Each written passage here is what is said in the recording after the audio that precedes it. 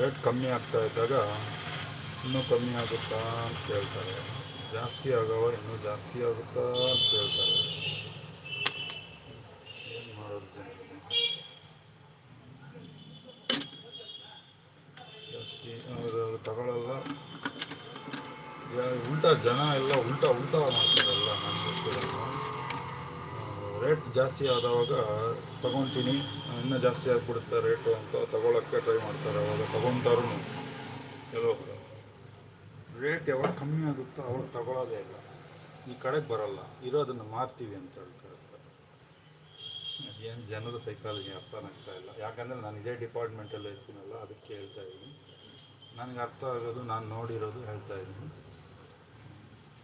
Rate ಜಾಸ್ತಿ ಆಗುವಾಗ ಜಾಸ್ತಿ ಜನ ತೊಗೊತಾರೆ, ತಗೊಳ್ಳೋದನ್ನ ಜಾಸ್ತಿ ಆಗಿಬಿಡುತ್ತೇನೋ ಅಂತ ಒಂದು ಏನೋ ಅಂತಾರಲ್ಲ, ಅದೇ ಕಮ್ಮಿ ಆಗುವಾಗ ಅವಾಗ ತಗೊಳ್ಳೋಣ ಅಂತ ಯಾರು ಬರೋದು? ಯಾರೋ 100ಗೆ ಒಬ್ಬರು ಇಬ್ಬರು ಅವ್ರು ಇನ್ವೆಸ್ಟ್ಮೆಂಟ್ ಪ್ಲಾನಿಂಗ್ ಕರೆಕ್ಟಾಗಿ ಮಾಡಿರ್ತಾರಲ್ಲ, ಆ ಥರದವರು ಬಂದು ತೊಗೊತಾರೆ.